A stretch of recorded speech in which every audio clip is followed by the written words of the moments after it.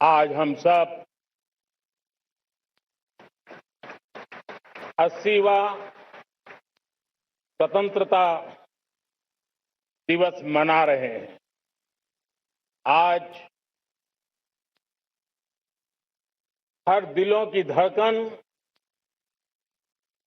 वंदे मातरम के नाद से गूंज रही है।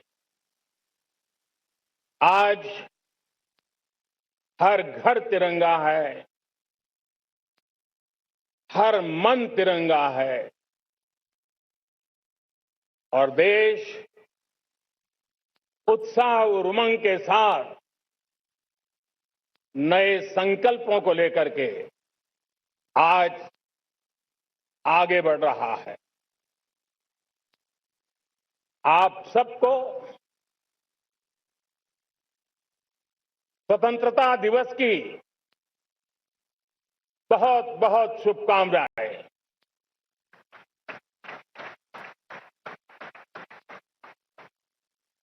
देश आज उन महान सपूतों का पुण्य स्मरण करती है जिन्होंने देश की आजादी के लिए त्याग बलिदान की पराकाष्ठा की। अपने तप त्याग और बलिदान से आजादी के एकमात्र लक्ष्य को लेकर के अपनी पूरी जिंदगी खपा दी। पूज्य बापू समेत सभी स्वातंत्र्य सेनानियों को बलिदान की महान परंपरा जगाने वाले महान क्रांतिकारियों को आज मैं श्रद्धापूर्वक नमन करता हूं।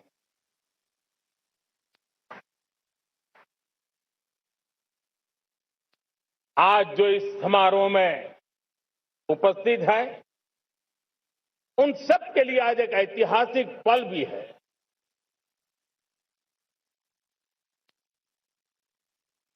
आजादी के बाद 15 अगस्त को लाल किले पर पहली बार वंदे मातरम गूंज रहा है।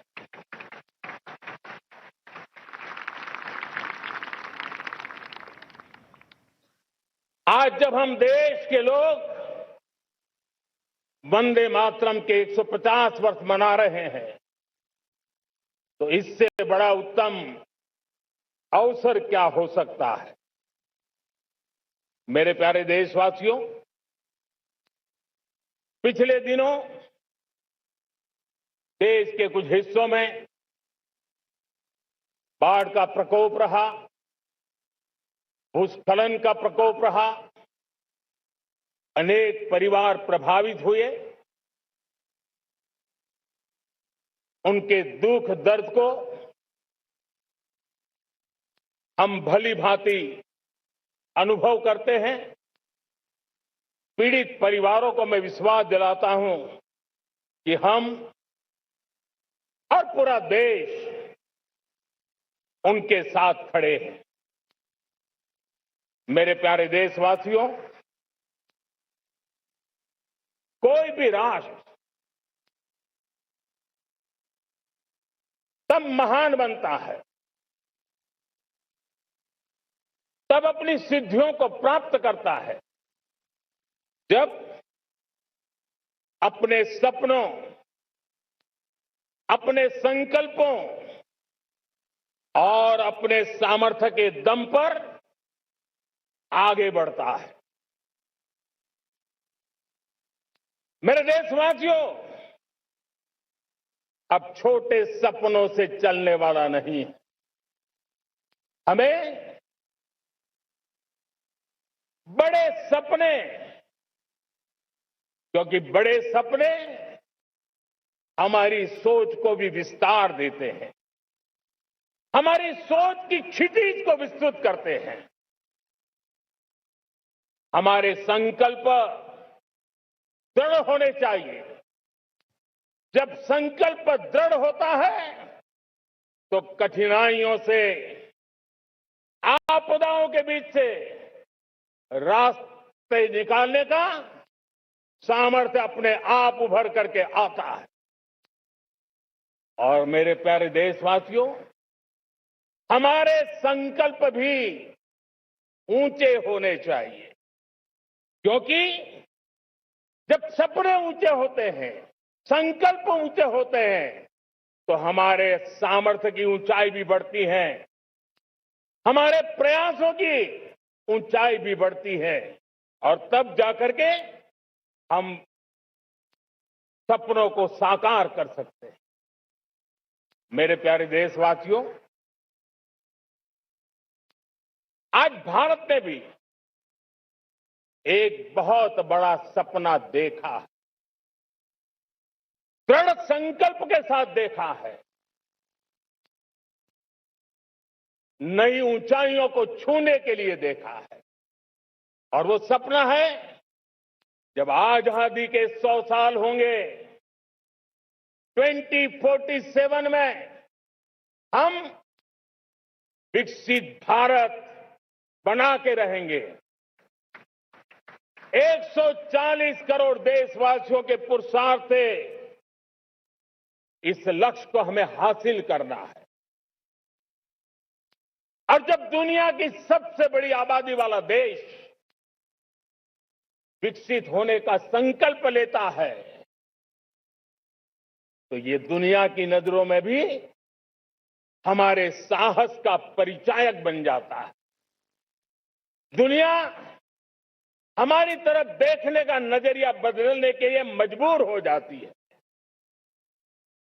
प्यारे देशवासियों, और मैं ऐसे ही नहीं कह रहा हूं, पिछले 12 वर्ष में देश के कोटि कोटि नागरिकों ने, दलित हो, पीड़ित हो, वंचित हो, आदिवासी हो, गांव में रहने वाला हो, शहर में रहने वाला हो, गरीब हो, मध्यम वर्ग का हो, युवा हो, बुजुर्ग हो, नारी हो, पुरुष हो, उत्तर हो, दक्षिण हो, पूर्व हो, पश्चिम हो, हर किसी ने पिछले 12 साल में एक संकल्प के साथ, समर्पण के साथ देश को नई ऊंचाइयों पर ले जाने में हर प्रकार से प्रयास किया है। मैं उनके इस प्रयासों का आदरपूर्वक स्वीकार करता, और उसी का परिणाम है कि इतने कम समय में 25 करोड़ देशवासी गरीबी को परास्त करके गरीबी से बाहर निकले हैं। इन्हीं देशवासियों का प्रयास का परिणाम है कि हम कभी फ्रेजाइल 5 में गिरे जाते थे। 12 साल के भीतर भीतर हम एक मेजर इकोनॉमी में फास्टेस्ट ग्रोइंग इकोनॉमी बन गए हैं। साथियों, देश आजाद हुआ, बहुत सारे सपने लेकर के आजाद हुआ, लेकिन हम गति नहीं पकड़ पाए, रफ्तार नहीं पकड़ पाए। होती है, चलती है, अरे हो जाएगा, देखा जाएगा, उसी में खोए रहे। 2014 तक आते आते तो पूरे विश्व ने हमें फ्रेजाइल 5 के उस में डंप कर दिया था। ऐसे समय पिछले 12 साल में भारत ने एक नई रफ्तार पकड़ी, तेज गति से हम आगे बढ़ रहे हैं, और देशवासियों का संकल्प है कि अब 140 करोड़ देशवासियों के संकल्प को, सामर्थ्य को रोकना नामुमकिन है। प्यारे देशवासियों, पिछले 12 वर्षों में डिफेंस प्रोडक्शन करीब 4 गुना, खादी और ग्रामोद्योग का उत्पादन करीब 5 गुना हुआ, इलेक्ट्रॉनिक मैन्युफैक्चरिंग करीब 7 गुना बढ़ा, आधुनिक रेलवे कोच का निर्माण 21 गुना बढ़ा, मोबाइल फोन उत्पादन 33 गुना बढ़ा। इतना ही नहीं, आधुनिक युग को देकर के भी डिजिटल और इनोवेशन की दुनिया में भी हमने अपना परचम लहराया। इंटरनेट कंज्यूमर करीब करीब 4 गुना बढ़े। पेटेंट ग्रांट होने की संख्या 4 गुना बढ़ी। डिजिटल ट्रांजैक्शन 100 गुना बढ़े। सामान्य मानवीय की सुविधाओं की तरफ भी हमने उतना ही गंभीरता से काम किया। हर साल औसतन 15 गुना ज्यादा तेजी से हमने नल से जल कनेक्शन दिए। हर साल औसतन 6 गुनी ज्यादा रफ्तार से लोगों को गैस कनेक्शन दिए। हर साल 4 गुनी रफ्तार से गरीबों के लिए टॉयलेट बनाने का काम किया। हर साल 3 गुना ज्यादा तेजी से गरीबों को घर देने का काम किया। देश ने गवर्नेंस में भी बहुत बदलाव लाया। हजारों की संख्या में कंप्लायंसेस खत्म किए। सैकड़ों की तादाद में पुराने कानून खत्म किए। पिछली शताब्दी के कानूनों से 21वीं शताब्दी की मार्च नहीं हो सकती। हमने आधुनिक इंफ्रास्ट्रक्चर के लिए मेट्रो का विस्तार किया। हमने पब्लिक ट्रांसपोर्ट को ताकत दी। जिस स्पीड से काम, जिस स्केल पर काम किया, ये सब, ये रफ्तार, ये विस्तार, ये अचीवमेंट आजादी के बाद पहली बार पिछले 1 दशक ने देखा है। और जब इतनी सारी सिद्धियां हमारे सामने हो, इतनी तेज गति दिखाई देती हो, देशवासियों का सामर्थ्य पल पल प्रकट होता है, तब तो 2047 में विकसित भारत बनने का संकल्प कभी भी अधूरा नहीं रह सकता है। ये सारे आंकड़े इस बात की गवाही देते हैं कि हम आगे बढ़ने वाले हैं। मेरे प्यारे देशवासियों, लेकिन उसके लिए आत्मविश्वास की जरूरत होती है, आत्मगौरव की जरूरत होती है और साथ साथ आत्मनिर्भर भारत होना भी बहुत जरूरी होता है। और इसलिए बीते वर्षों में हमारा कन्विक्शन रहा है कि भारत को हमें अब दूसरे देशों पर निर्भर रह करके नहीं जीना चाहिए। हमें आत्मनिर्भर बनना चाहिए। दुनिया में बहुत कुछ मिलता है, सस्ता मिलता है, जल्दी मिल सकता है, लेकिन उससे हमारा सामर्थ्य तैयार नहीं होता, न हमारे सामर्थ्य की कसौटी होती है। और इसलिए हमें भी अपनी क्षमताओं को बढ़ाना है। अपने हितों की सुरक्षा हमें खुद को करनी है। और इसलिए आत्मनिर्भर भारत का संकल्प बहुत दृढ़ता के साथ हम लेकर के आगे बढ़ रहे हैं। मेक इन इंडिया, स्वदेशी, वोकल फॉर लोकल, इन सारे क्षेत्रों में आज हर भारतीय का मन जुड़ रहा है। मेरे प्यारे देशवासियों, मैं आपको एक उदाहरण देता हूं सेमीकंडक्टर का। देश आजाद होने के बाद विश्व में तो सेमीकंडक्टर की चर्चा हो चुकी थी, हमारे यहां भी बातें होती थी, लेकिन सेमीकंडक्टर का कोई बड़ा प्लान हम आगे नहीं बढ़ा पाए। और आज स्थिति क्या है? आज की डिजिटल दुनिया में, आज की टेक्नोलॉजी में चिप का महात्म्य हम समझते हैं। कोई भी इलेक्ट्रॉनिक गुड्स होगा, हमारे मेडिकल इक्विपमेंट होंगे, हमारे ट्रांसपोर्ट के रास्ते होंगे, हर किसी में चिप अनिवार्य है। और इस चिप के बिना दुनिया थम जाए ऐसी स्थिति पैदा हो। और इसलिए भारत ने आत्मनिर्भर होने की दिशा में अपना सेमीकंडक्टर प्लांट, बड़ा सेमीकंडक्टर प्लांट, 3 सेमीकंडक्टर प्लांट शुरू हो चुके हैं और मुझे बताया गया है कि वहां जो प्रोडक्शन हो रहा है वो एक्सपोर्ट होना शुरू हो चुका है। और मैं देशवासियों को कहना चाहता हूं, आने वाले 7-8 वर्ष में और 5, 7 या 8 सेमीकंडक्टर प्लांट बहुत ही जल्द शुरू होने वाले। ये आत्मनिर्भर भारत हमें विकसित भारत की दिशा में जाने का महामार्ग देता। मेरे प्यारे देशवासियों, वैसे ही एक चर्चा क्रिटिकल मिनरल की हो रही है। पूरी टेक्नोलॉजी क्रिटिकल मिनरल पर निर्भर है। भारत इसमें भी अपने आप को सुरक्षित करने में जुटा हुआ है। क्रिटिकल मिनरल का लक्ष्य साझा किया जाए। नेशनल क्रिटिकल मिनरल ये हमने लॉन्च किया।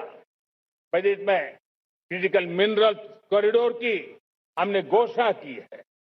कई देशों के साथ एग्रीमेंट हो रहे हैं।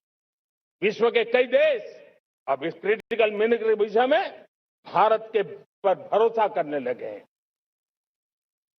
मेरे प्यारे देशवासियों, जैसे सेमीकंडक्टर की बात हो, क्रिटिकल मिनरल की बात हो, वैसे ही जिस टेक्नोलॉजी की दिशा में हम जा रहे हैं, दुनिया जा रही है, उसमें एनर्जी का महत्व और बढ़ता चला जा रहा है।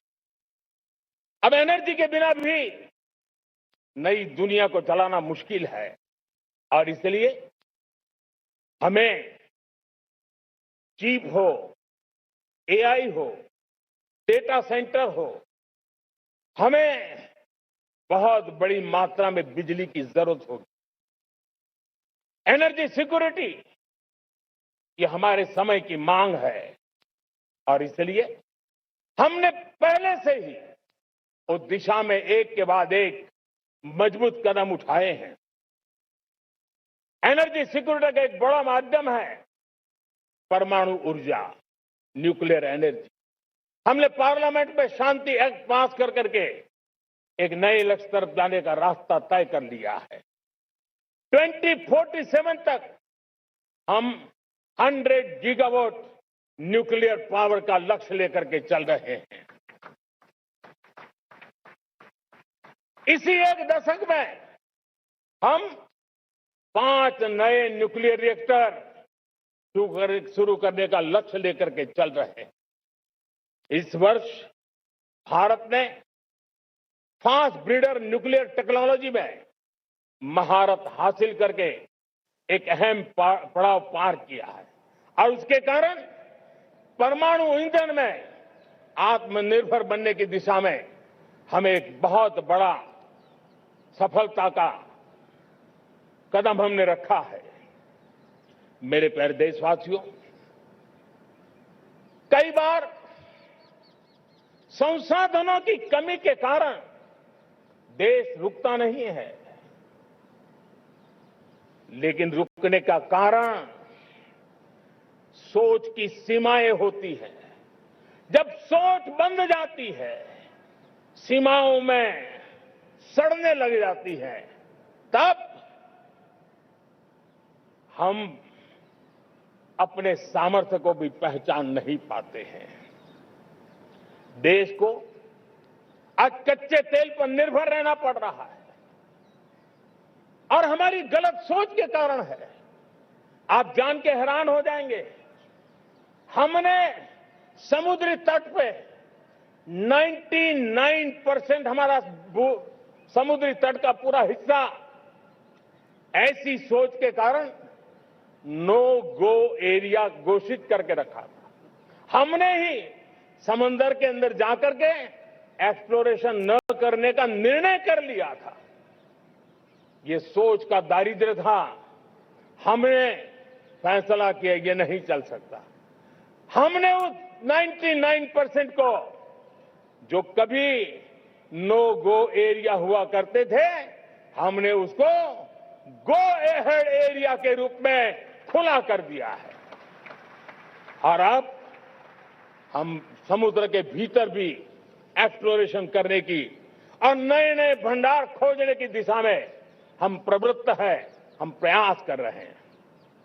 हमने पिछले वर्ष उसी दिशा में एक महत्वपूर्ण कदम रखते हुए समुद्र मंथन की घोषणा की थी और पिछले दिनों हमने 85,000 करोड़ रुपए इस काम के लिए आवंटित करके काम को गति देने का निर्णय कर लिया है।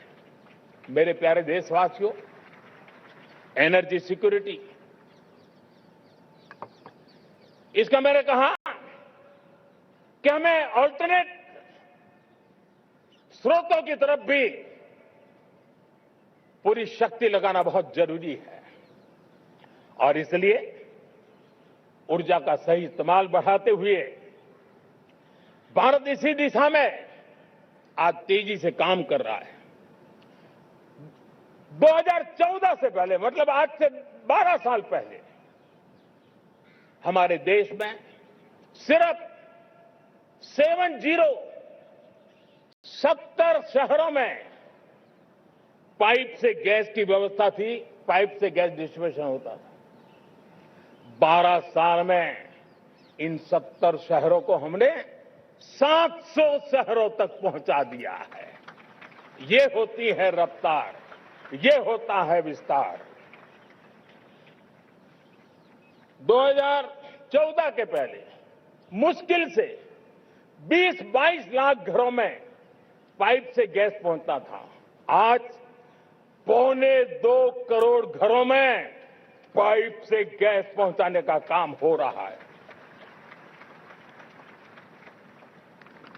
12 वर्ष पहले देश में सोलर एनर्जी की कैपेसिटी सिर्फ 2 गीगावाट थी।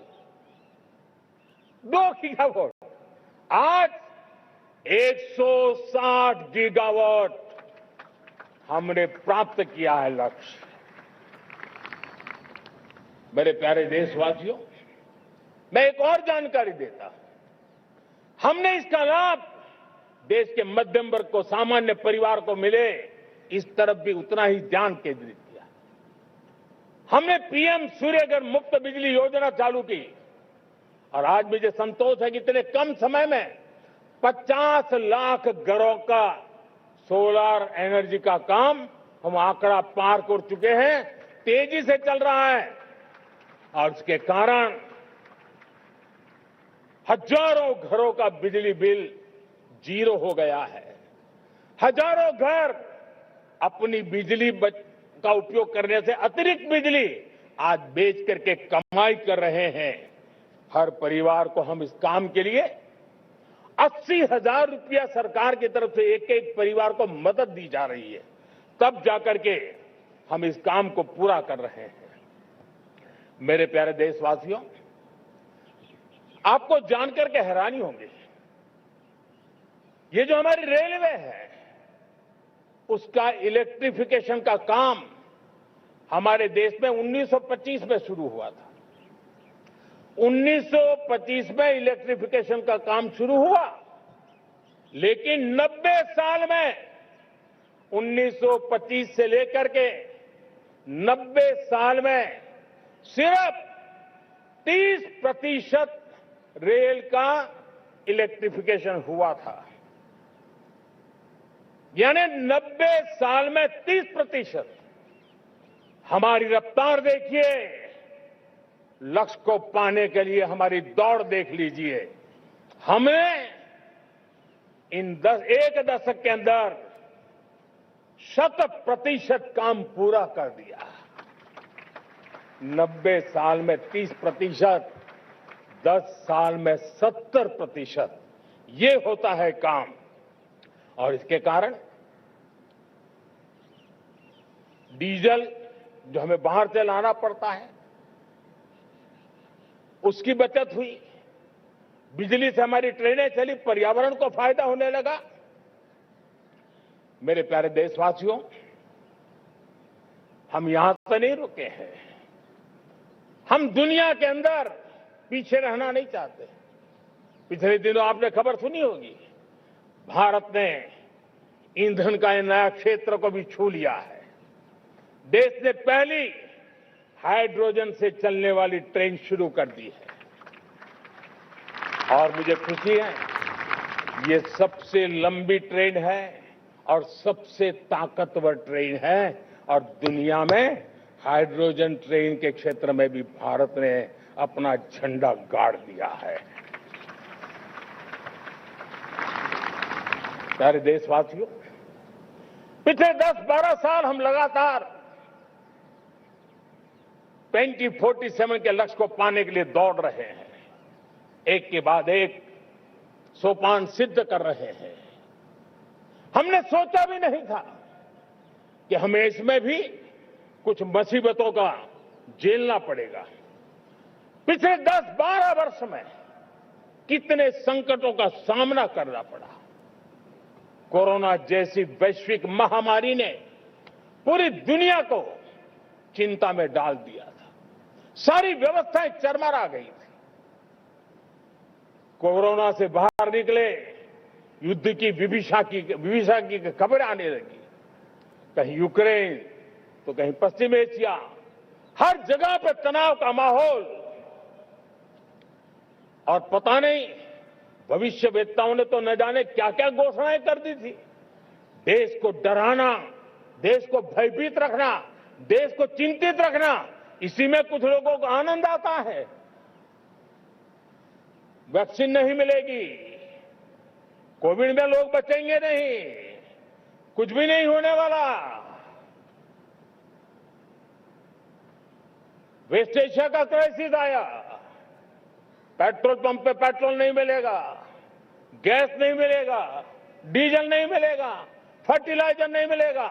सारी दुनिया भर की अफवाहें फैला करके भारत के लोगों को भयभीत करने का, डराने का, चिंता के अंदर डुबो देने का कुछ लोगों को आनंद आ रहा था। लेकिन देश ने देख लिया कि पिछले 10-12 साल की सुविचारित योजनाएं रंग ला रही है और हम इतने बड़े संकट के बावजूद भी नागरिक देवो भव के मंत्र को लेकर के जीते हुए भारत ने जो तैयारियां की थी, एक के बाद एक कदम उठाया था। सोचा नहीं था कि संकट आएगा, लेकिन उस संकट के समय में ये सारी चीजें काम आ गई और आज देश में गैस भी है, पेट्रोल भी है, यूरिया भी है। हम अपनी ताकत के ऊपर खड़े हो रहे, चल रहे। मेरे प्यारे देशवासियों, दुनिया के इन संकटों का प्रभाव हर किसी पर हुआ, हम भी अछूते नहीं। यूरिया के दाम दुनिया में 3,000 रुपया पहुंच गए एक बोरी का। आज भी हम मेरे देश के किसानों को वो बोझ सहने के लिए मजबूर नहीं कर रहे। सरकार अपने कंधों पर वो बोझ उठा रहा है और दुनिया से जो 3,000 रुपया में यूरिया का बोरा हमें मिलता है, वो हमारे किसानों को हम सिर्फ 300 रुपये में दे पाते हैं। इतना ही नहीं, डीएपी आज दुनिया में बाजार 5,000 पहुंच चुका है, लेकिन मेरे देश के किसानों को दिक्कत ना हो इसलिए 1,350 रुपये में आज भी डीएपी देने का काम हम कर रहे हैं।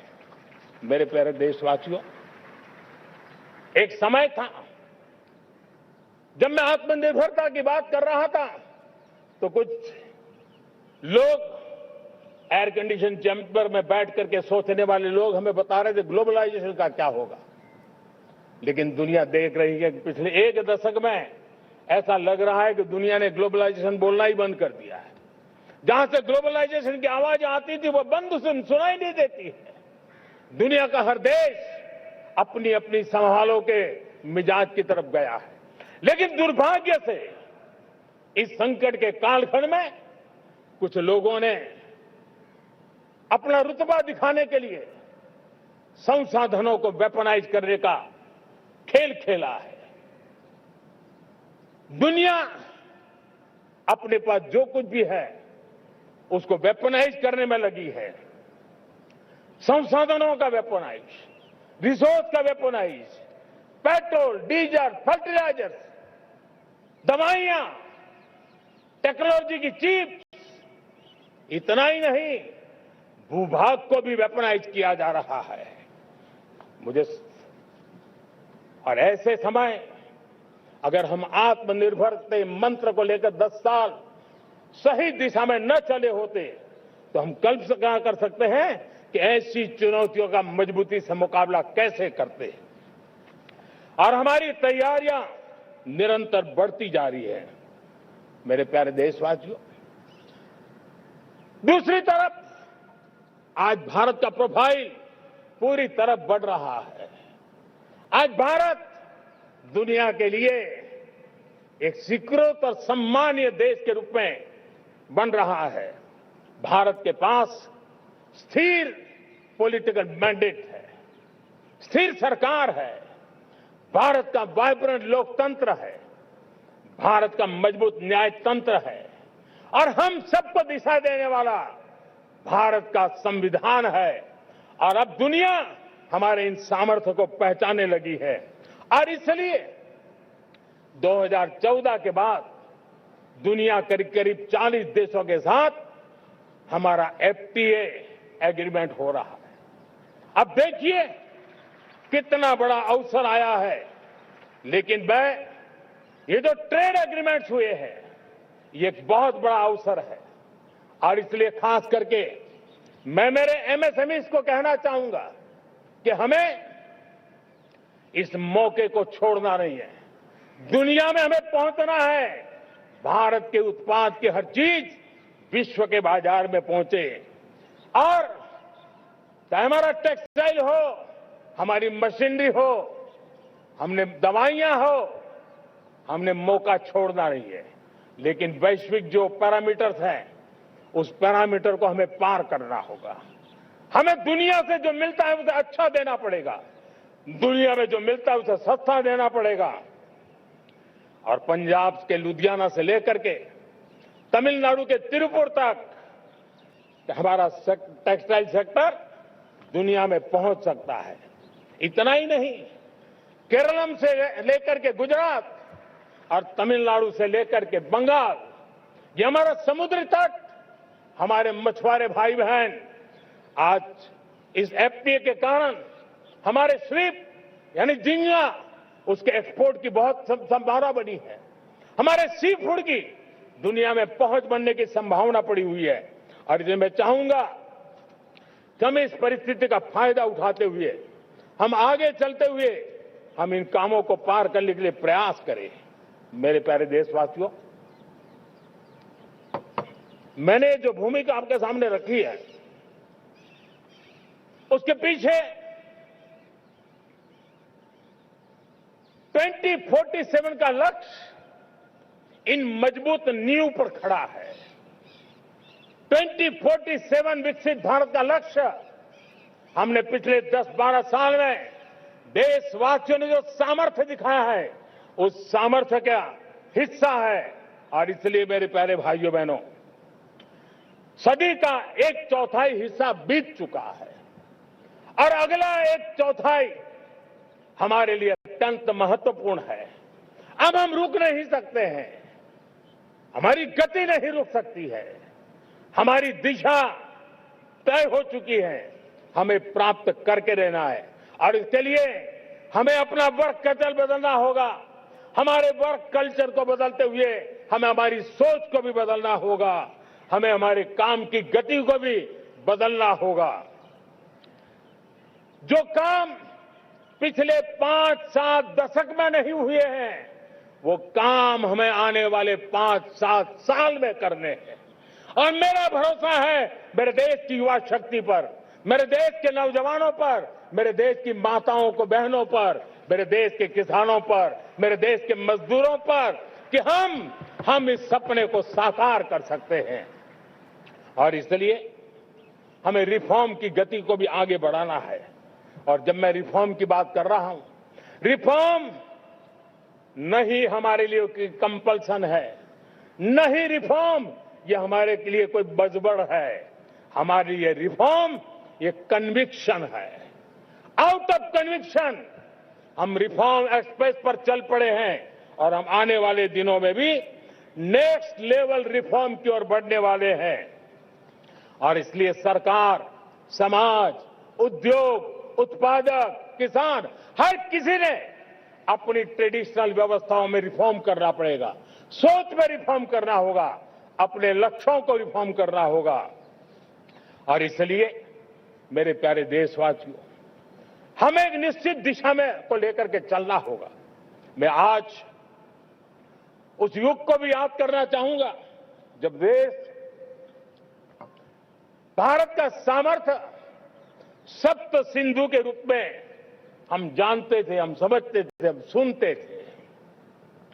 अब विकसित भारत बनाने के लिए हमें नई धारा चाहिए। आज लाल किले की प्राचीर से मैं देश के सामने शक्ति की सप्त धारा का आवाहन करता हूं। आने वाले 5-7 साल में जो पिछले 5-7 दशक में नहीं हुआ, वो सप्त धारा के सामर्थ्य से, शक्ति से हम देश को नई ऊंचाई, नई गति देंगे और नए लक्ष्यों को पार करने वाला सामर्थ्य देंगे। और इसके साथ साथ देश की युवा शक्ति का सामर्थ्य का भरपूर राष्ट्र निर्माण में उपयोग होगा। उनकी शक्ति जोड़ी जाएगी। आने वाले दिनों में जब मैं सप्तधारा की बात करता हूं, सप्तधारा की पहली शक्ति है मैन्युफैक्चरिंग पावर। मेरे प्यारे देशवासियों, हमें मैन्युफैक्चरिंग सेक्टर को बहुत आगे बढ़ाना होगा और प्रोडक्शन बढ़ाने के साथ साथ हमें छोटे छोटे पुर्जे भी बनाने हैं और बड़े बड़े प्रोडक्ट भी बनाने हैं। पूरा वैल्यू चेन हमारा होना चाहिए और उसे लेकर के चलना। हमें कंपोनेंट भी चाहिए और हमें कंप्लीट मैन्युफैक्चरिंग भी चाहिए, कंप्लीट प्रोडक्ट भी चाहिए। डिजाइन से लेकर मैन्युफैक्चरिंग तक भारत को ग्लोबल सप्लाई चेन का भरोसामंद केंद्र बनना होगा। इसके लिए मैं 3 चीजों पर विशेष जोर देना चाहता हूं। मैन्युफैक्चरिंग के क्षेत्र में जो मेरे भाई बहन हैं, ये समय का ये अवसर है, इस अवसर को जाने मत दें। और इसके लिए हमें कॉस्ट, क्वालिटी और स्केल, इसके विषय में वैश्विक मानदंडों से खरा उतरना पड़ेगा। हमारी फैक्ट्रीज कॉम्पिटिटिव हो, हमारे प्रोडक्ट्स यूजर फ्रेंडली हो, हमारा पैकेजिंग दुनिया के लोगों को लुभावने वाला हो, आकर्षित करने वाला हो, हमारा जीरो डिफेक्ट प्रिसिजन मैन्युफैक्चरिंग, ये हमारी पहचान बनना चाहिए। हर मैन्युफैक्चरर, हर एंटरप्रेन्योर, हर एमएसएमई से मैं कहना चाहता हूं, ग्लोबल मार्केट में हमारी पहचान विश्वसनीयता और गुणवत्ता के आधार पर होनी चाहिए। क्वालिटी के संबंध में नो कॉम्प्रोमाइज। और इसलिए हमारा मंत्र क्वालिटी, क्वालिटी, क्वालिटी होना चाहिए। यही हमारा ग्लोबल ब्रांड वैल्यू बनेगा। मेरे प्यारे देशवासियों, इस सप्तधारा की दूसरी शक्ति है कृषि और फूड प्रोडक्शन, फूड प्रोसेसिंग। हमें इस दिशा में आगे बढ़ना होगा। हमारे किसानों ने, अब दुनिया के बाजार खुल चुके हैं, एफपीए के कारण हमें एक बहुत बड़ा मार्केट मिल रहा है। हमें वहां पहुंचना है, हमें उस जगह को हाथ लगाना है। हमें खेत से लेकर के एक्सपोर्ट मार्केट की ओर जाना होगा। हमारे पारंपरिक खान पान हो, हमारे मिलेट्स हो, हमारे मसाला हो, हमारे फल हो, फूल हो, क्या कुछ नहीं है हमारे पास, वो ग्लोबल ब्रांड्स बनने चाहिए। हमारे किसान केमिकल फ्री खेती को बल देंगे। दुनिया में इनकी मांग और बढ़ने वाली है और जो ग्लोबल पैरामीटर्स के अंदर हर प्रकार से सिद्ध होने वाले हमारे एग्रो प्रोडक्ट होंगे तो दुनिया में हम आसानी से पहुंच पाएंगे। मेरी सप्तधारा की तीसरी शक्ति है टेक्नोलॉजी और इनोवेशन। मेरे प्यारे देशवासियों, आज जमाना एआई का है, क्वांटम का है, स्पेस का है, रोबोटिक्स का है, डेटा सेंटर्स का है। पूरी तरह एक नया क्षेत्र खुल चुका है और इमर्जिंग टेक्नोलॉजी ये भी हर पल हमें चुनौती दे रही है और इसलिए देश को दुनिया के लिए मार्केट नहीं बना देना, हमें इनोवेशन का हब बनना है। हमने यूपीआई और डिजिटल पब्लिक इंफ्रास्ट्रक्चर में लोहा मनवा लिया है, हमारी ताकत का परिचय करवा दिया है। अब भारत को डिजिटल पब्लिक टेक्नोलॉजीज उसको भी दुनिया के कोने कोने तक पहुंचाना है। भारत को नेक्स्ट जनरेशन कम्युनिकेशन टेक्नोलॉजी में लीड करना है। मेड इन इंडिया 6G हर कोने में पहुंचे, ये हमारा लक्ष्य होना चाहिए और हमें उसमें तेजी करनी चाहिए और इसके लिए हमारा प्रयास कम नहीं होना चाहिए। सप्तधारा की चौथी शक्ति है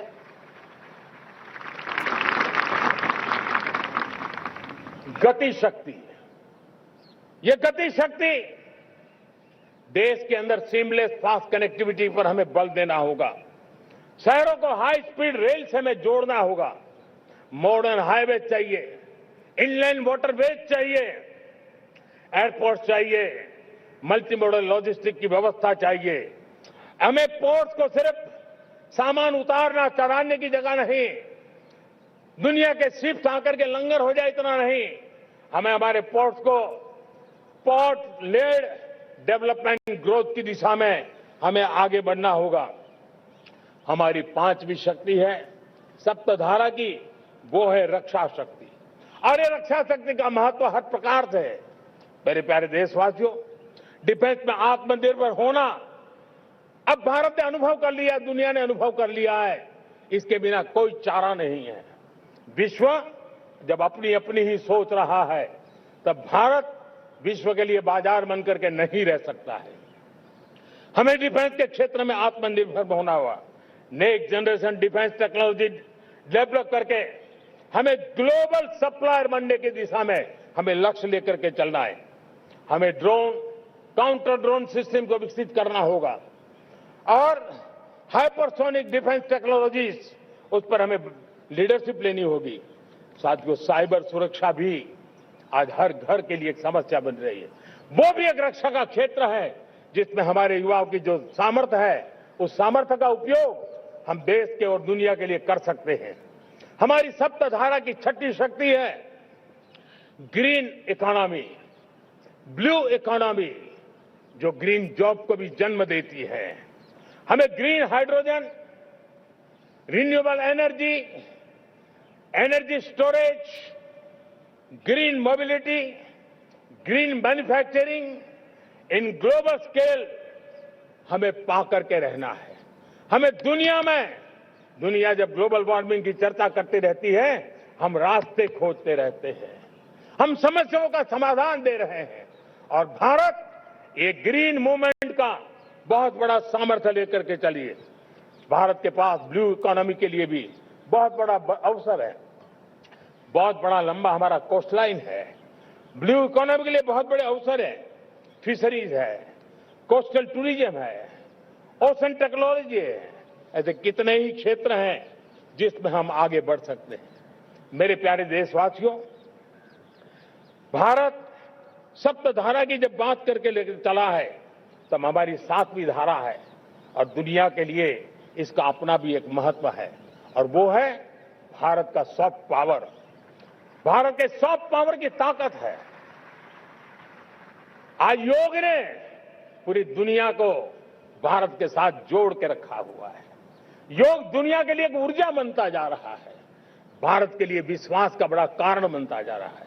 जिस भारत के पास आस्था के केंद्र हो, जिस भारत के पास आयुर्वेद हो, जिस प्रकार से भारत के पास होलिस्टिक हेल्थ केयर की व्यवस्था हो, हील इन इंडिया का मूवमेंट हो, हम दुनिया के अंदर हमारे सामर्थ्य को लेकर के जा सकते हैं। हैंडीक्राफ्ट हो, संस्कृति हो, हमारी फिल्में हो, हमारा क्रिएटिव वर्ल्ड हो, वीएफएक्स हो, हमारा एनिमेशन हो, हमारी गेमिंग हो, डिजिटल कंटेंट हो, क्रिएटिव वर्ल्ड के अंदर भारत अपना रुतबा दिखा सकता है। हमने उसको वैश्विक सामर्थ्य के रूप में विकसित करना होगा।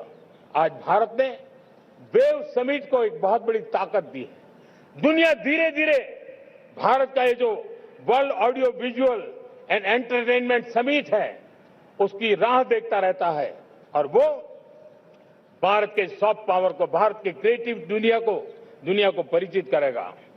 मेरे प्यारे देशवासियों, भारत के पास विशाल वन्य संपदाएं हैं।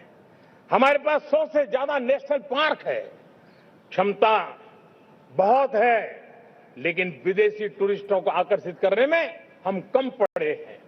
हमें मौका है हमारे सॉफ्ट पावर के माध्यम से दुनिया के टूरिस्टों को भारत के लिए आकर्षित करने का। हमारा सामर्थ्य हमें दुनिया को दिखाना है। हम ये काम आरा से करें और हम जल्द से जल्द हम इन लोगों आज दुनिया में स्पोर्ट्स की जो है वो भी एक बहुत बड़ा भारत के प्रति आकर्षण का केंद्र। दुनिया के स्पोर्ट्स इवेंट भारत में क्यों न हो। कॉन्स्टेंट इकोनॉमी बहुत बढ़ रही है, देश के नौजवानों का आकर्षण है। विश्व का हर कोई कलाकार चाहता है कभी न कभी भारत की धरती पर अपना कॉन्सर्ट करे। ये एक बहुत बड़ा अवसर है, हमें इसको मोबिलाइज करने के लिए व्यवस्थाएं खड़ी करनी होगी। साथियों, सप्तधारा की इन 7 शक्तियां उद्देश्य सिर्फ एक सेक्टर में प्रगति करने का नहीं है। एक होलिस्टिक अप्रोच के साथ हमें राष्ट्र को जो लक्ष्य लेकर के हम चल रहे हैं, जो एम्बिशन लेकर के चल रहे हैं, उस स्केल को हमें पार करने की दिशा में काम करना है। मेरे प्यारे देशवासियों, कुछ चीजें मैंने बताई हैं, लेकिन मैं इससे भी आगे सोचता हूं। मैं जरा देश को झकझोरना चाहता हूं।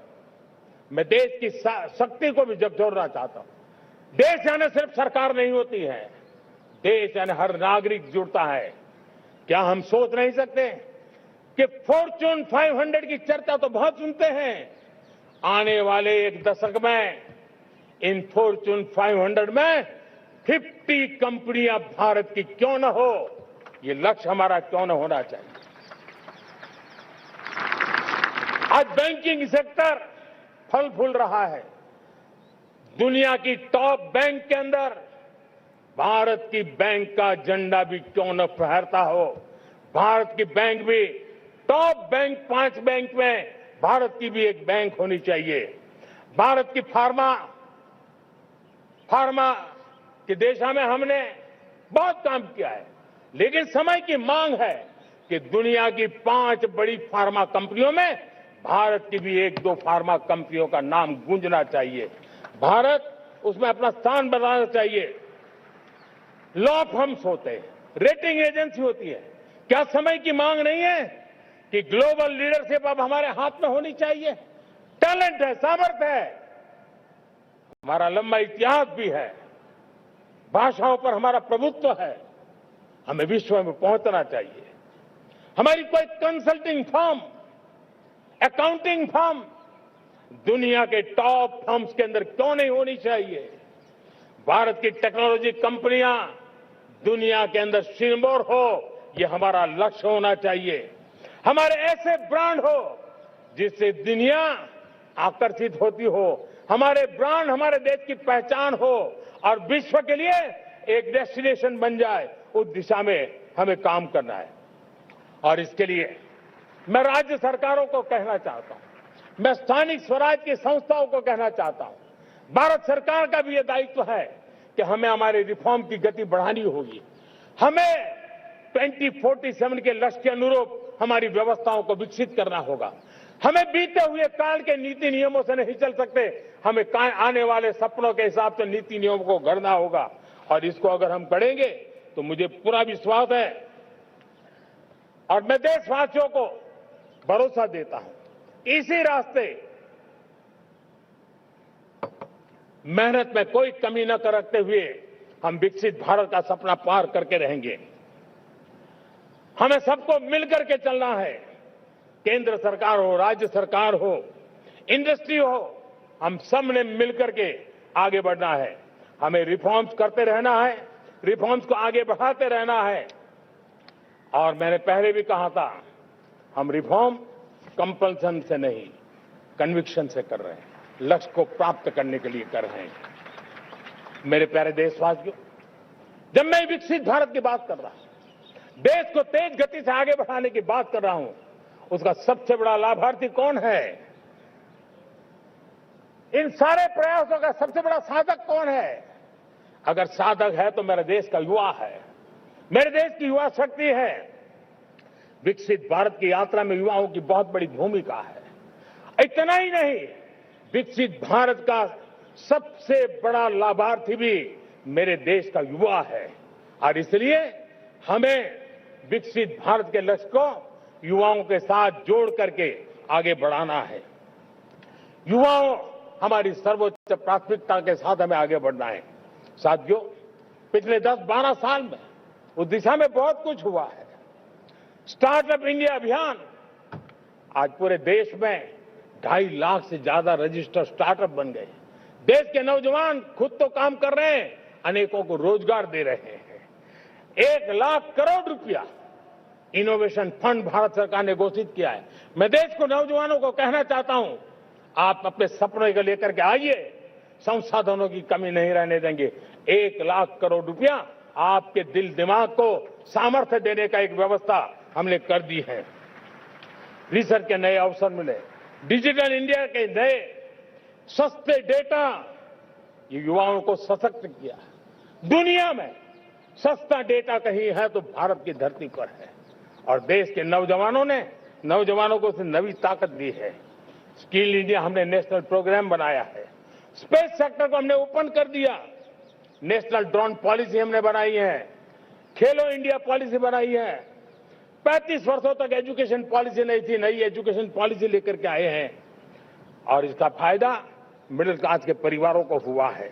साथियों, 2004 से 14 आंकड़ा मुझे देना चाहिए आपको। 2004 से 14 हमारे देश में 350 से भी कम यूनिवर्सिटी थी, और आज 10-12 साल के भीतर भीतर करीब 650 नई यूनिवर्सिटी जुड़ चुकी है। करीब 1000 का आंकड़ा हम पहुंच रहे हैं। 2014 के पहले मेडिकल की सिर्फ 400 सीटें हुआ करती थी, आज करीब 850 सीटें मेडिकल की हो रही है। इतना ही नहीं, अब विदेशी यूनिवर्सिटी भी भारत की धरती पर आ रही है। भारत के अंदर विदेशी यूनिवर्सिटी की डिग्री मेरे नौजवान को मिले, इसका प्रबंध भी हो चुका है। हमारे देश के युवा मन बचपन से ही टेक्नोलॉजी की तरफ आकर्षित हो, उस दिशा में हम काम कर रहे हैं, और इसलिए हमने करीब 10,000 से अधिक अटल टिंकरिंग लैब छोटे छोटे बच्चों के हवाले कर दी है, ताकि उनका इनोवेशन और टेक्नोलॉजी के अंदर उनका मन बने। 12 वर्ष युवा, हमने अनेक रास्ते खोले।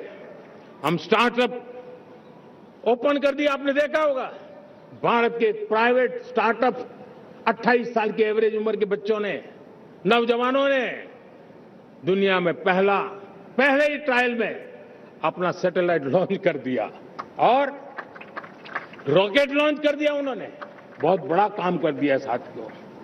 आज करीब 2.5 लाख से ज्यादा रजिस्टर्ड स्टार्टअप है। हमने पिछले दिनों एआई इंपैक्ट समिट किया था। एआई का विस्तार बहुत तेजी से बढ़ रहा है। लाल किले से मैं देश के नौजवानों के लिए घोषणा करना चाहता हूं। हमने तय किया है कि आने वाले 1 वर्ष में 1 करोड़ युवाओं को एआई स्किल के लिए ट्रेनिंग देने का हम काम करेंगे, ताकि हमारा देश का नौजवान एआई की दुनिया में भी नेतृत्व करने का सामर्थ्य। मेरे साथियों, बायो इकोनॉमी एक नया क्षेत्र है। एक समय था 2014 के पहले सिर्फ 60,000 करोड़ रुपए का बायो इकोनॉमी का काम होता था। मेरे देश के नौजवान, आपने क्या कमाल कर दिया है। देखिए, नीतियां जब सही होती है, लक्ष्य जब साफ होता है, तो मेरे देश के नौजवान कैसा करके थे। बायो इकोनॉमी में देश की युवा शक्ति ने सामर्थ्य दिखाया। 2014 के पहले जो 60,000 करोड़ का कारोबार था, आज वो कारोबार बायो इकोनॉमी 20 लाख करोड़ पहुंच चुकी है। दोस्तों,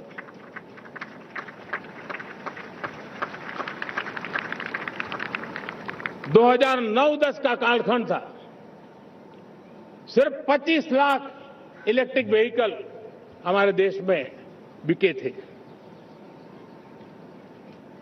1.5 लाख इलेक्ट्रिक व्हीकल बिके थे 2009-10 में। 1.5 लाख इलेक्ट्रिक व्हीकल। इस 25-26 में 25 लाख इलेक्ट्रिक व्हीकल बिके हैं। मेरे प्यारे देशवासियों, एविएशन सेक्टर भी मेरे नौजवानों के लिए बहुत तेजी से आगे बढ़ रहा है। नए एयरपोर्ट, नए रूट, नए नए रोजगार के अवसर बना रहे हैं।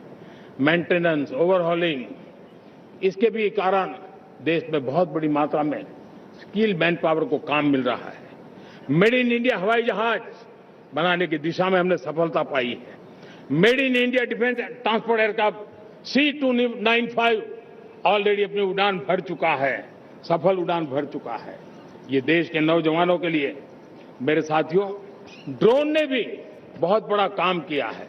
स्वामित्व योजना, गांव में ड्रोन से स्वामित्व योजना सफल हो रही है।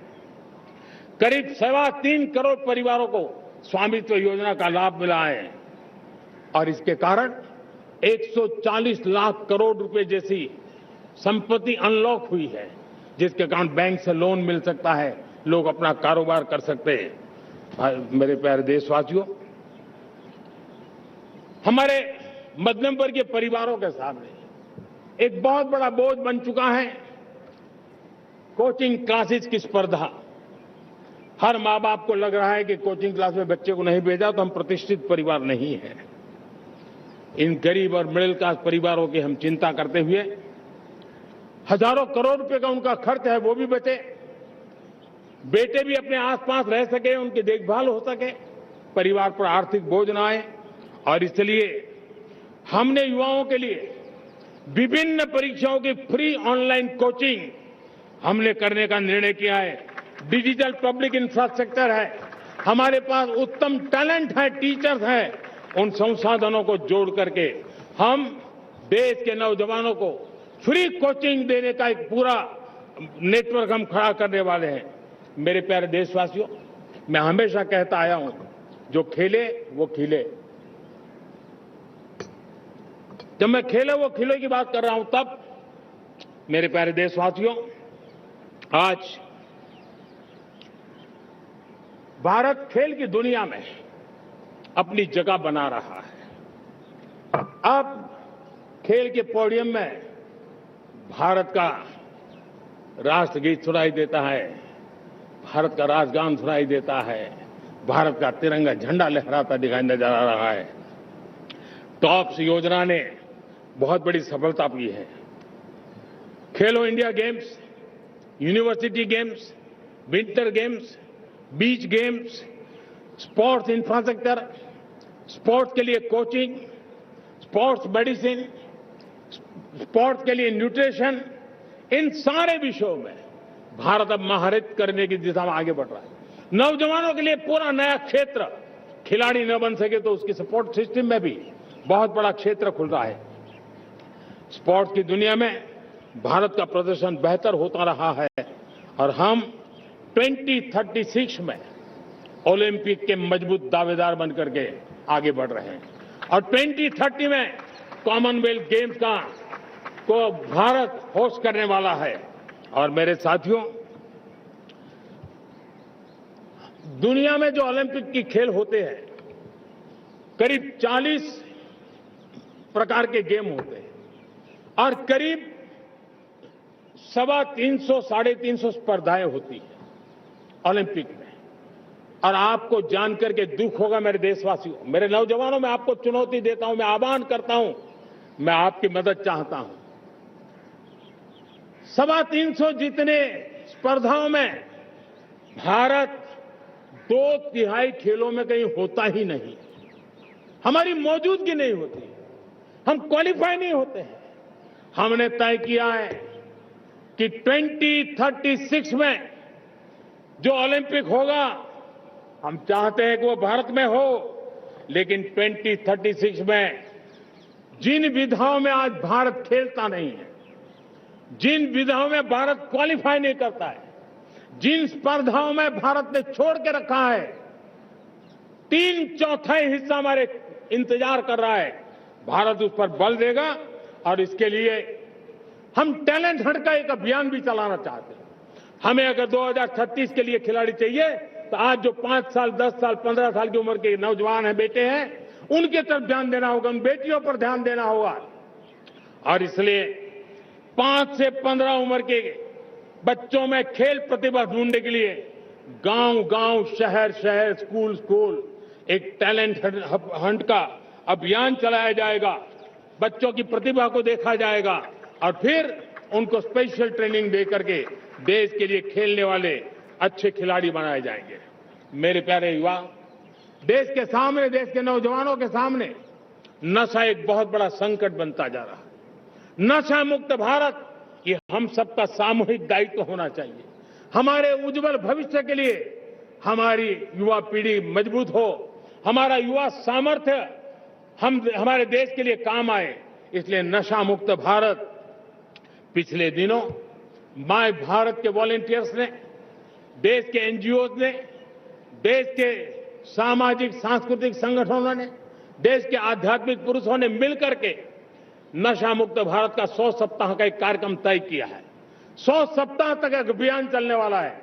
मैं हर परिवार को कहना चाहता हूं कि आप भी इस अभियान का हिस्सा बने, आप इसके साथ जुड़िए और देश के नशा मुक्त भारत के सपने को पूरा करने के लिए आप आगे आइए। मेरे प्यारे देशवासियों,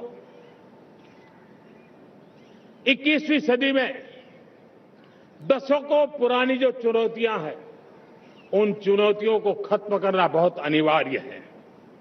नक्सलवाद, माओवाद लाखों युवाओं के भविष्य को तबाह कर दिया।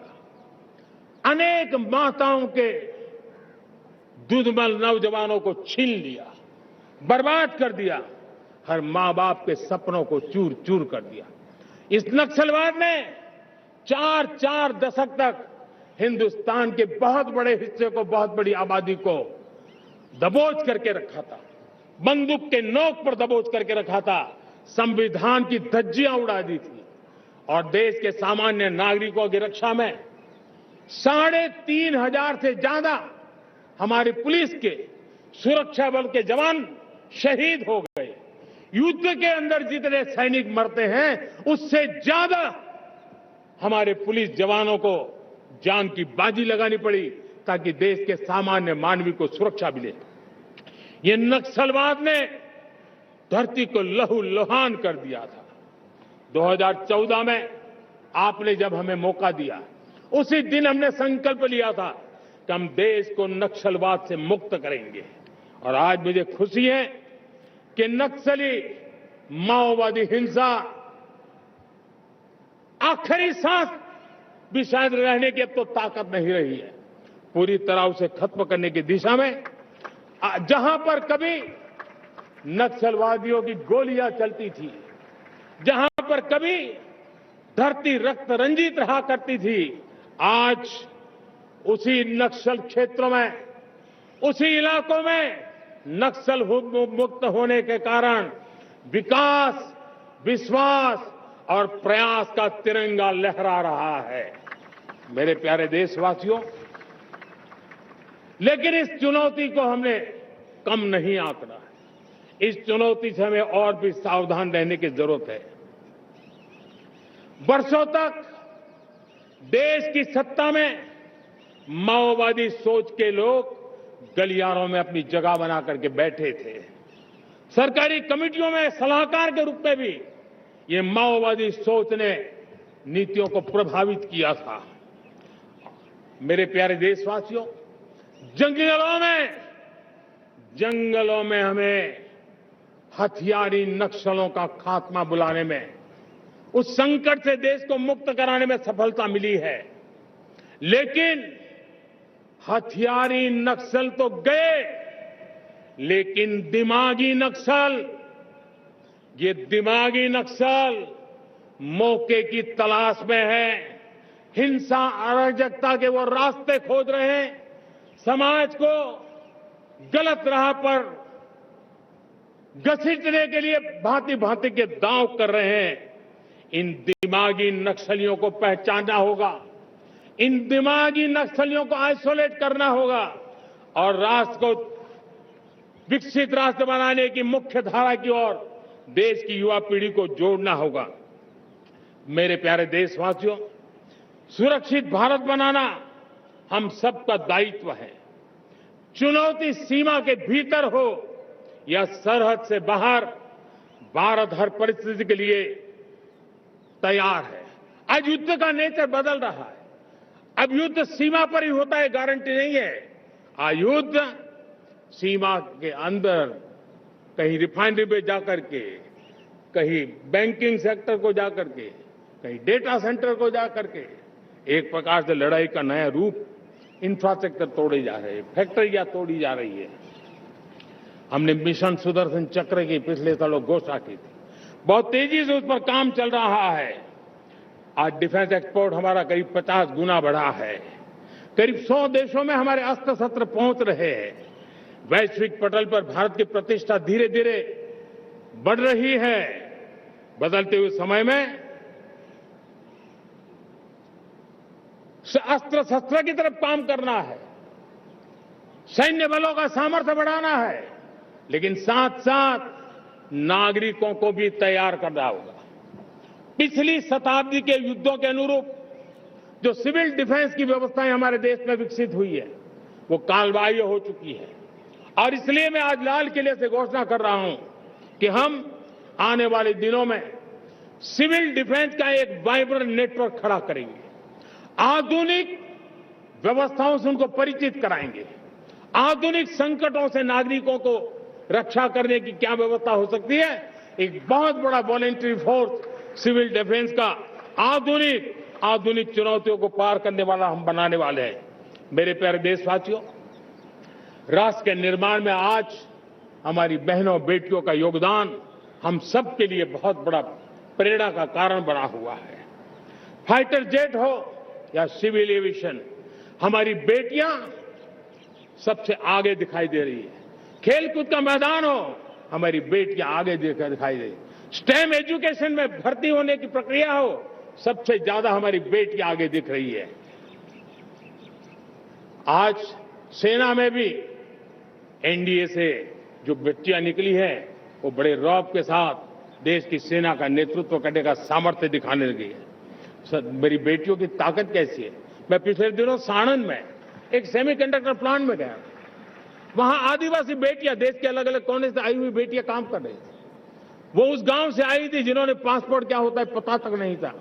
वो बेटियां विदेशों में गई, ट्रेनिंग लेकर के आई और आज चिप निर्माण का काम कर रही है और बड़े कॉन्फिडेंस, मैं जो उनका कॉन्फिडेंस देखा, मैं सचमुच में बहुत प्रभावित हुआ था।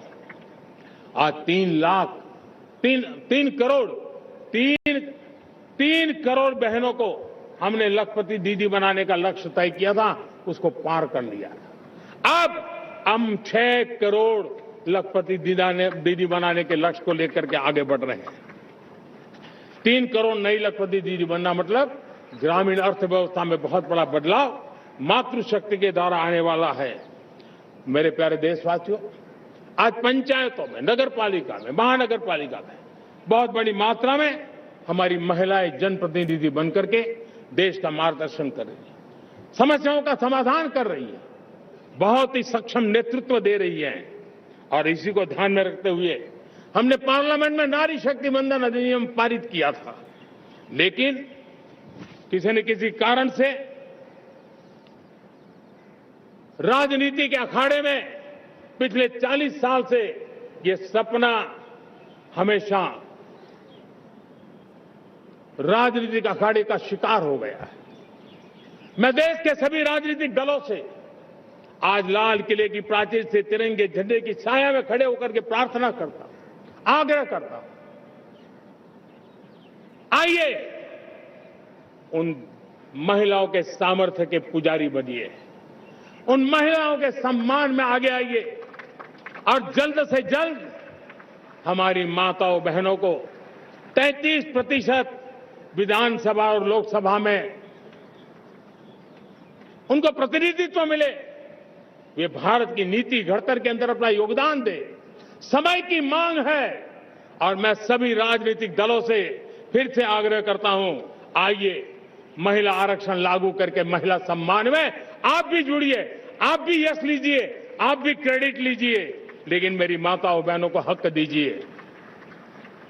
मेरे प्यारे देशवासियों, विकसित भारत का संकल्प तभी पूरा होगा जब विकास अंतिम व्यक्ति तक पहुंचेगा। 2014 से पहले सिर्फ 25 करोड़ लोगों के पास सोशल सिक्योरिटी का कवर था, सिर्फ 25 करोड़ के पास। साथियों, पिछले 5-7 दशक में सिर्फ 25 करोड़, हमने एक दशक के भीतर भीतर 100 करोड़ देशवासियों को सोशल सिक्योरिटी का कवच दिया है। आयुष्मान भारत योजना से 70 साल की उम्र के बुजुर्गों से भी आज 5 लाख रुपए तक मुफ्त दवाई की व्यवस्था हो रही है। करोड़ों करोड़ों परिवारों को इसके कारण बहुत बड़ी सुविधा मिली है। और इस आयुष्मान कार्ड के कारण 2 लाख करोड़ रुपया जो दवाई और ऑपरेशन के पीछे खर्च होना था, वो मेरे परिवारों के बच्चे हैं। वो गरीब परिवार है, वो मध्यम वर्ग के परिवार है, उनको इतनी बड़ी। मेरे प्यारे देशवासियों, आज मुझे एक काम के लिए आपकी मदद चाहिए। मैं आप सबसे एक मदद मांग रहा हूं। सभी नौजवानों से मैं चाहता हूं कि आप इसका नेतृत्व करिए। आपका 1 या 2 घंटे देश को बहुत बड़ी शक्ति देने वाले हैं। आपको लगेगा 1-2 घंटे में मैं देश की क्या शक्ति, मैं बताता हूं। आप बहुत बड़ी शक्ति बनने वाले हैं और इसलिए हर घर में वातावरण बने। इन दिनों देश में जनगणना का काम हो रहा है, सेंसस का काम हो रहा है, गिनती चल रही है। और गिनती सिर्फ आंकड़ों से बात बनती नहीं है, उसकी बारीकियों से नीतियां बनती हैं, योजनाएं बनती हैं। देश आगे बढ़ने की अपनी रूपरेखा तैयार करता है और इसलिए सटीक जानकारियां होना बहुत जरूरी है। कभी कभी जो सरकार की तरफ से प्रतिनिधि आते हैं वो इतनी जल्दी में होते हैं, कभी स्पेलिंग एक लिख देते हैं, कभी अलग लिख देते हैं और इसके कारण अल्टीमेट परिणाम हमें सही मिलने में दिक्कतें आती हैं। अब जब टेक्नोलॉजी अवेलेबल है और इस बार निर्णय किया है, आप स्वयं भी जनगणना में अपनी जानकारियां अपने मोबाइल फोन से भर करके दे सकते हैं। बाद में कोई बाबू आएंगे, कोई प्रतिनिधि आएंगे, आपसे चर्चा करेंगे, लेकिन आप परिवार के सब बैठ करके अगर डिजिटली अपना रजिस्ट्री करवा दे, सारी बारीकियां, स्पेलिंग में भी गलती ना हो, कोई भी जानकारियों में गलती ना हो, आप जितनी परफेक्ट जानकारी देंगे देश को आगे बढ़ने में बहुत बड़ी मदद मिलेगी। और इसलिए मैं देश के नौजवानों को कहता हूं कि आप अपने परिवार के लोगों को बिठा करके पूरे फॉर्म को समझिए, पहले कागज पे फॉर्म को भर दीजिए, कोई गलती है तो करेक्ट कर लीजिए और फिर टेक्नोलॉजिकली उसको डिजिटली इसको अपलोड कर दीजिए। आप देखिए इतना बड़ा काम देश कर लेगा और देश का समय और शक्ति सही काम के लिए उपयोग आएगा। और इसलिए मेरे देश के नौजवानों को जनगणना के इस काम में सक्रियता से जुड़ने के लिए मैं आग्रह करता हूं। मेरे प्यारे देशवासियों, मैंने लाल किले से पंच प्राण की बात कही थी। इस पंच प्राण ने देश को अपने आत्मगौरव की ओर लेकर के आगे बढ़ने का, लक्ष्यों को पार करने के सामर्थ्य के साथ आगे बढ़ने का एक बहुत बड़ा संबल दिया है। हमें गुलामी की मानसिकता हर पल मिटाते ही रहना है। जिस भारत का सपना नेताजी सुभाष चंद्र बोस ने देखा था, बाबा साहब आंबेडकर ने देखा था, पंडित नेहरू ने देखा था, सरदार पटेल, भगत सिंह, सुखदेव राजगुरु ने देखा था, डॉक्टर श्यामा प्रसाद मुखर्जी ने देखा था, भगवान बिरसा मुंडा ने देखा था, ज्योतिबा फुले ने देखा था, उन सब से प्रेरणा लेकर के हम आगे बढ़े। आइए इस संकल्प को हम दोहराए, स्वयं से ऊपर राष्ट्र का हित हो, स्वयं से ऊपर राष्ट्र का हित हो और कर्तव्य ही हमारी पहचान हो। मैं सभी देशवासियों से कहूंगा, समय हमारा है।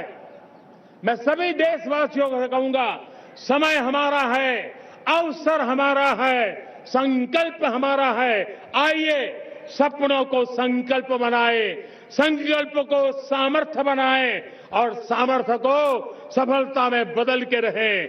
आइए हर कदम को विकास का कदम बनाएं, कदम से कदम मिलाएं, मन से मन मिलाएं, लक्ष्य से जुड़े रहे, एक दीप से जले दीप हजारों, आओ मिलकर विकसित भारत बनाए।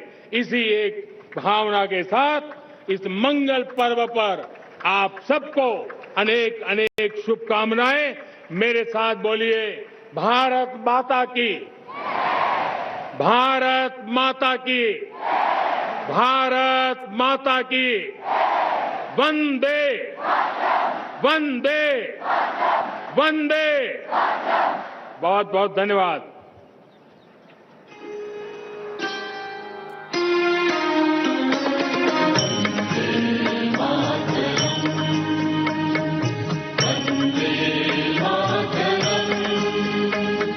सुजलां सुफलां मलयज